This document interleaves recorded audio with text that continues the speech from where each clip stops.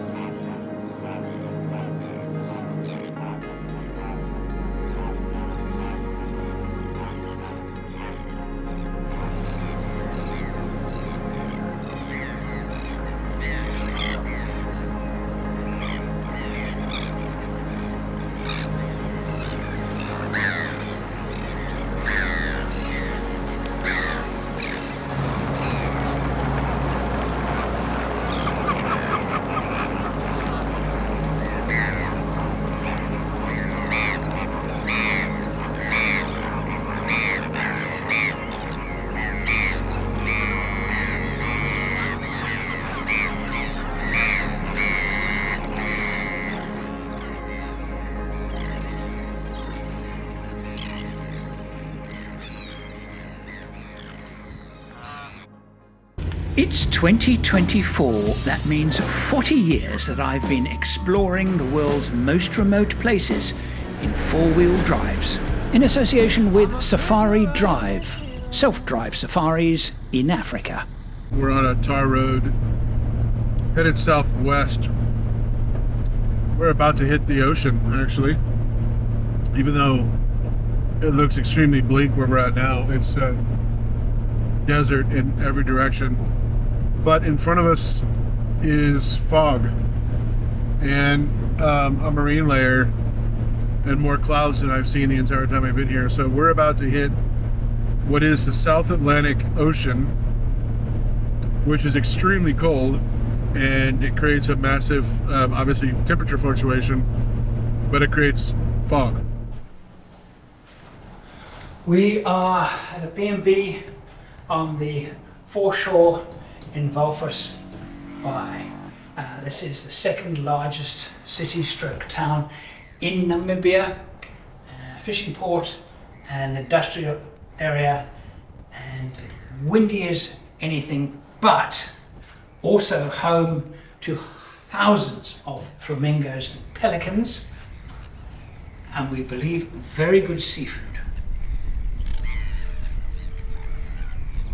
With most of the really rough gravel roads behind us, time to sort out some tyres and check over the vehicles.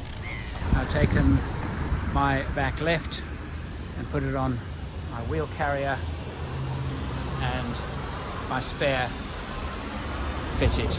And of course, with Jeremy's Safari Drive landcruiser, a replacement spare. We're about 60 k's from Solitaire on, I think it's called the C14 highway, and this is our view.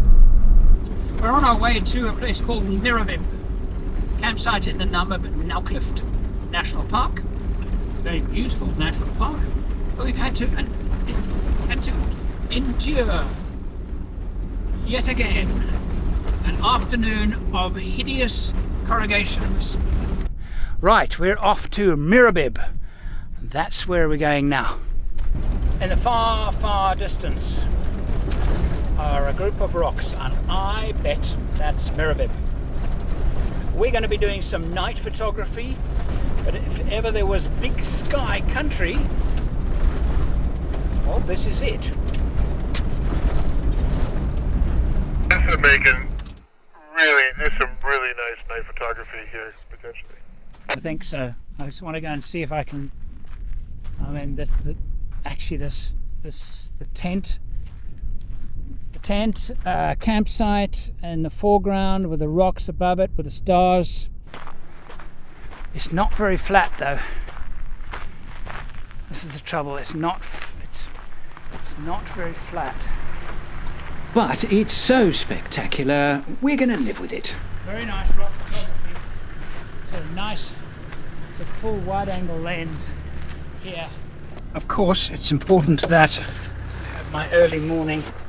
I open up the window and check out the sunrise. Am I straight? I'm not straight.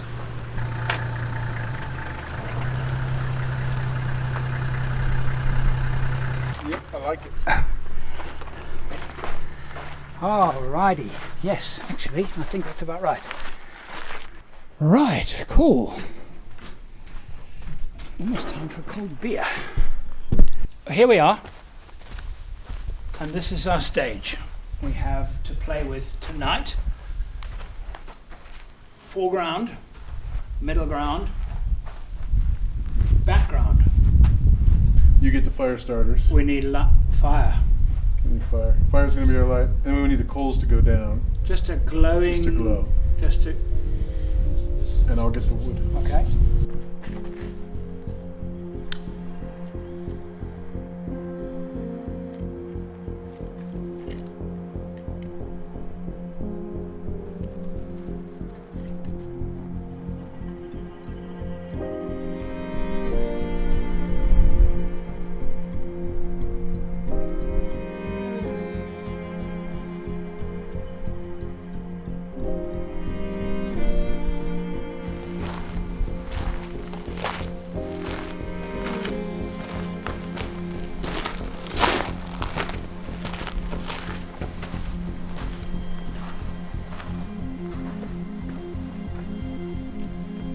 You see the animal? It's an ostrich right there. No, it's not an ostrich. What? It's not an ostrich. It's not an ostrich. It is a brown hyena.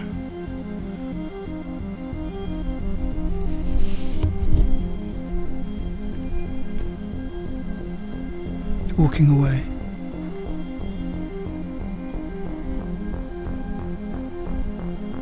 Very lucky to see that.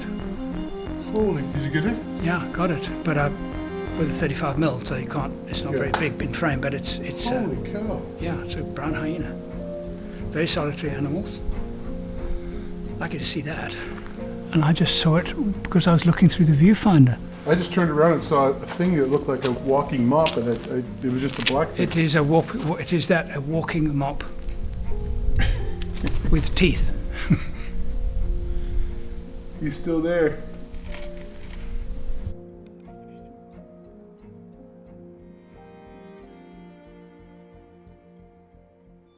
Oh, good morning. Quite a warm night. Beautiful gentle breeze. I slept with my window all the way open because there are no nighttime insects at all. None. However, the night was spoiled, actually is the word, because of that thing, that big square box over there is in fact one of the most disgusting long drop toilets I've ever had the misfortune of seeing. It has no quicklime to spread on it, not even a lid. It is in fact an enormous pile of steaming poo. And a few times the wind changed during the night and I got a whiff of it. And it was very, very unpleasant. During the daytime hours, there are lots and lots of flies. And that's why. That. So it's a massive contrast between the government-run programs for tourism, such as this, and private. Massive gap, even a massive gap in the way Etosha, the camps in Etosha are run, and the private camps outside of Etosha are run. Such a contrast. That's not acceptable. Honestly, it's just not acceptable, and beautiful. Mirabib is beautiful. What an opportunity to camp in the middle of the Nile Cliff. Nobody around. It's my ideal campsite, let's face it. It is. I love this kind of camping. Yeah, it could have been done properly. Long drop toilets do work. Ask Botswana parks. They do work in remote environments if they're built properly and a little bit of management. Look how they do it in Australia. They know how to do long drop toilets, and long drop dunnies in Australia are quite an interesting thing. They are built on a stand. So you walk up and you open the door, and it's a little sign how to use this, and basically very straightforward. You open the lid, you do your business, you pour some quicklime, and you close the lid and you close the door. Not complicated, I think you'll agree. Under it, in an enclosed space, is a trailer, and in the trailer there is the receptacle, and every so often somebody comes along, closes the lid for transport, and the trailer containing the material is then towed away and a new trailer is put in. Now these are done in parts of Australia far, far more remote than this. This isn't particularly remote. This is 20 minutes from a main road. Doing that kind of thing here, extremely inexpensive and easy to manage. And you might think that the ones in Australia are privately funded. They're not privately funded. They're often privately run by volunteers. That is true. But they're not big hotel chains and big corporate entities running the operations. It's mostly actually enthusiasts and people that actually care for the land. You're just going to keep following wherever they go, aren't you? You're just going to keep following wherever they go. So that's what happens when wild animals are fed. The animal becomes very familiar, becomes tame, relies on the food, and then doesn't learn how to hunt properly. It changes the imbalance, and very, very often animals that are fed become a nuisance because they demand food and they start breaking into cars, and then tourists start complaining, oh, the animal broke into my car and stole my chips. And this is why there are signs even here, and we didn't expect to see a lot of wildlife. We've actually seen quite a bit. That's bad news, because that little guy, because people, oh, it's cute, feed it, very likely will become such a menace that they will have to come and put it down. Are you guys gone yet? Come on, we're having a party over here. I mean, it was like we have rabbits, we got birds, we got everything. Get out of here. We're trying to get back to the show.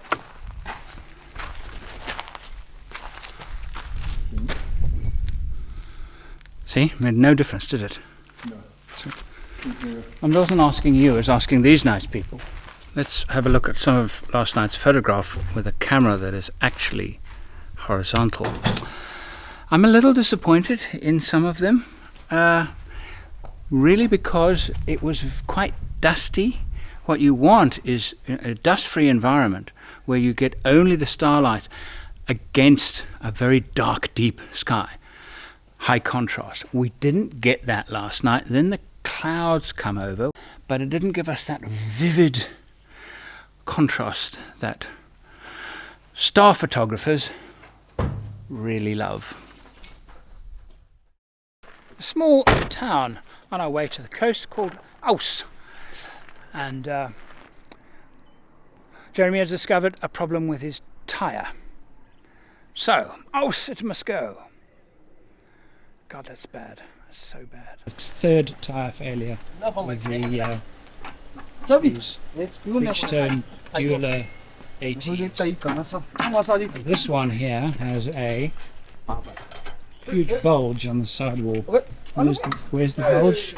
There's the bulge there. There's the bulge there. So that bulge, it means that that sidewall has started to collapse.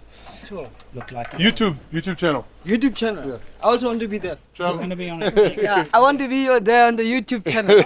I am from Aus, Namibia, working here for 6 years now. I have experience in this, fixing tires. Good. Fantastic. I wonder if we should put the other one on when we're doing this. The other broken one. The one that has a plug in it.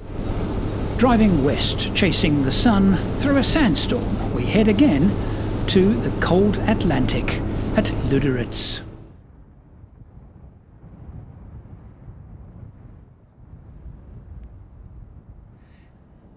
We're on our way to Luderitz. Luderitz is a very remote town. There is only one road that leads to and from the town, 110 kilometers long from Aus to the coast. It has great historical significance, and of all of Namibia's roads, the most interesting. As you approach Luderitz, on the left-hand side is the Sperrgebied, the forbidden area, and to the right, the magnificent Nauklift Park. But the Sperrgebied is what makes Luderitz so interesting. It is the forbidden area. Even today, it is said that there are sufficient diamonds lying on the surface of the ground right now to utterly destroy the world, global market for diamonds, because they are so plentiful. And on the road, the ghost town, a once thriving diamond mining community called Kolmanskop. We will return tomorrow to photograph it. For the second time on this trip, I have to point out some accommodation which is a little bit lacking. All right, this one is a perfect example of how not to design a hotel. Well, this here, of course, is the view. You would think, but no, that's the view from the hallway. The room, however, also has a view.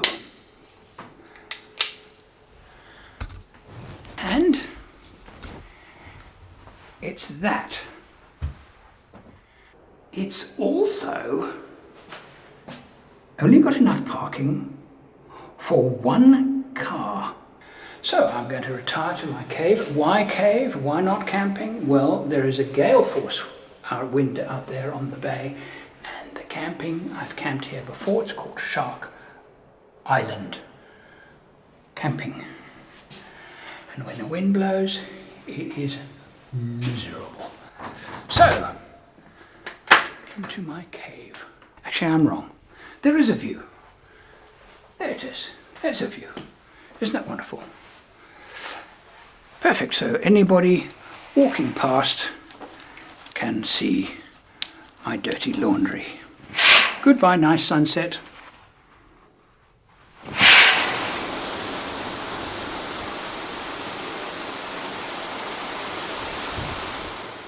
Photographed by thousands, if not hundreds of thousands of keen photographers, Kolmanskop has become a bit of a cliche.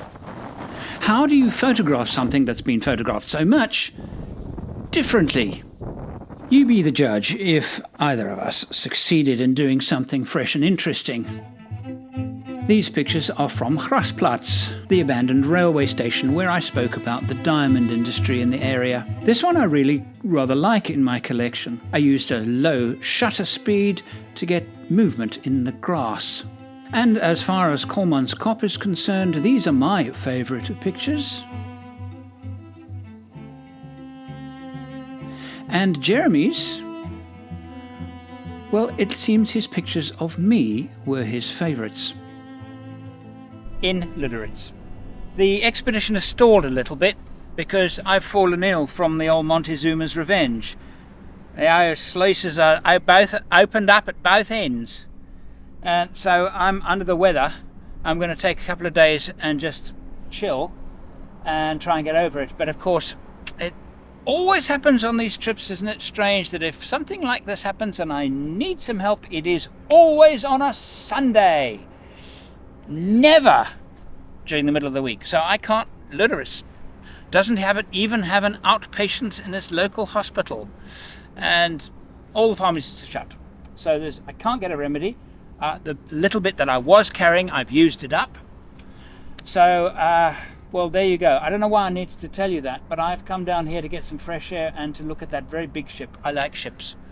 Well, Jeremy has gone out on a boat, which wouldn't have been good for me right now, to take some more pictures. And they're all really nice.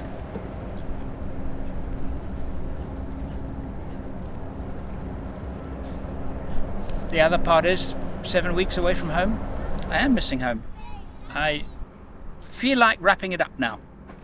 Kind of comfortable with the idea that it's coming to an end. We will conclude it though with a visit to a place called Giant's Playground, where we will photograph some rather extraordinary trees. I was thinking that too.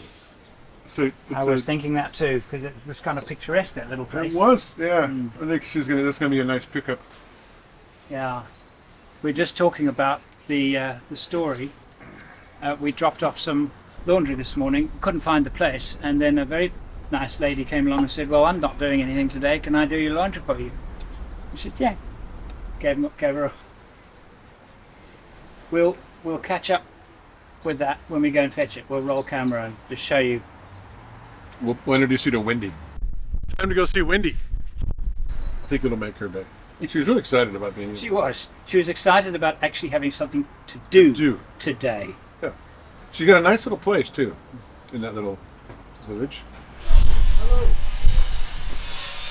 This is Andrew, my friend. Hello. Hello. Hello. Good afternoon. Hello. Hello. Thank you for your Come inside, have a invitation seat. to your Mother. home. Hello, I'm Andrew. Nice to meet you. And I'm Jeremy. Jeremy. Yes. And you know, I'm Wendy. Have a seat. Yes, thank you. Thank so you much. very much. There's just one problem, Jeremy. It's just this mark that I cannot. It's okay. It's okay. They're just undershirts. It's okay. Yeah, I know you can get it out. I then explained to Wendy why I was pointing a camera at her. Me looking like this. It's okay. Look at me. I'm looking like this. No. It's too late now. Excuse me. It's too late. I'm already filming. Are you? Am I? I'm afraid so. And I was talking to. And oh yeah, my mother always say, if you do a job, you do a job properly. So then why haven't you done it properly? No, I'm kidding. But I did. Oh She God. did. Look at her. She did. Did she tell you how she found us this morning? You tell the story? We were looking for, Google Maps said there was somebody right here that does laundry. Google Maps. And then Wendy tells us, no, there's a, Google, it's over here, this yellow building has laundry. Yeah, the laundry. I'm not sure if they are still running. Ah. I'm not sure. So we're like, what are we going to do? We got to find laundry because I'll just do it. It's even better. You guys were God sent this morning, really, really. Oh, And good. I really do appreciate that you decided to let me do this. No, thank you. We would be running around naked Luderitz, and it would be really embarrassing if we didn't stop and have you do the laundry. And what about the crayfish? All the fish out of the sea because you guys naked. I know that's the least that would happen. Yeah, we would have shut down an entire industry. Us running around. With all the fish still in the sea, as far as we could see, we headed for the Giant's Playground and the Koekoeboom forests. We are camped tonight at the Quiver Tree forest, close to Giant's Playground, for some photography of these magnificent plants. They're called Koekoeboom. Some of them there, but it's one of the best examples in all of the subcontinent of this particular indigenous tree. We have 2 camps remaining. This is the Quiver Tree forest. The challenge with us at the moment is that the quiver trees are almost cliched, the images of them on the internet.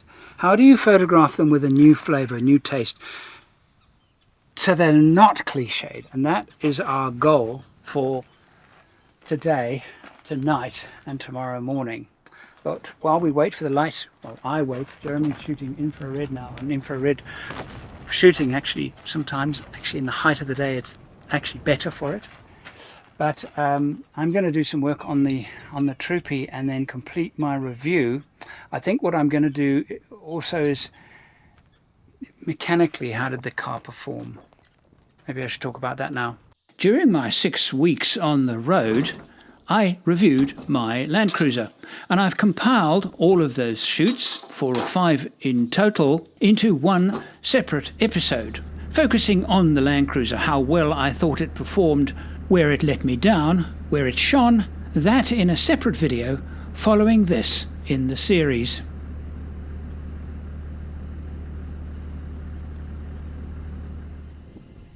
How then does one take a photograph of a koekelboom that is unusual? They are very beautiful trees, as you can see. And I, like most photographers here, strolled around in beautiful light, pointing my camera this way and that. They're nice trees, but there's nothing special about the photographs. Until I decided to sit down and wait until the sun cleared itself from the clouds that were touching the horizon, hoping that there would be a moment when it would shine through the gap. And it did, and this is one of my favourite pictures of the entire trip.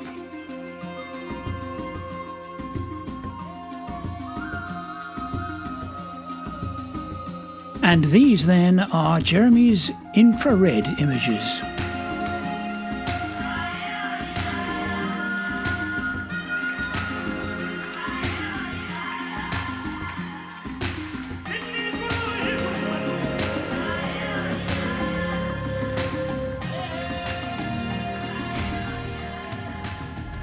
Well, good morning. This is the very last time that I will be waking in what has become a favourite bed. I've really enjoyed it. This morning's view outside is, well, a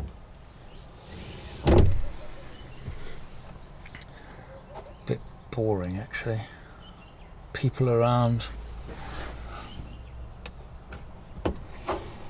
Camped a little town called Marienthal in Namibia on our way up to Windhoek, and really it's I have nothing more to say about this, and that means our series has come to an end. It's a wrap. See you next one. So as I shut down the engine for the last time, we've done 7,909 kilometers, and our total odo 508,756. 2 more videos in this series, including a review of the landcruiser and a discussion about the still images, some of our favourites, and the equipment we were carrying. Here we are on the last camp morning of our trip, and we are talking about cameras and our rigs and how they have worked, haven't worked, and what we will be doing in the future. And the engine transplant is a necessity. I don't want to fit another 1HZ. Not if there's a viable solution that doesn't cost a fortune. I'm tired of an engine that just, you have to flog it to death. Even when it's good, you flog it to death to do even a mild truck overtake. I'm tired of it, and I want better performance, and there is an option for an engine change, a complete engine change. More about that later.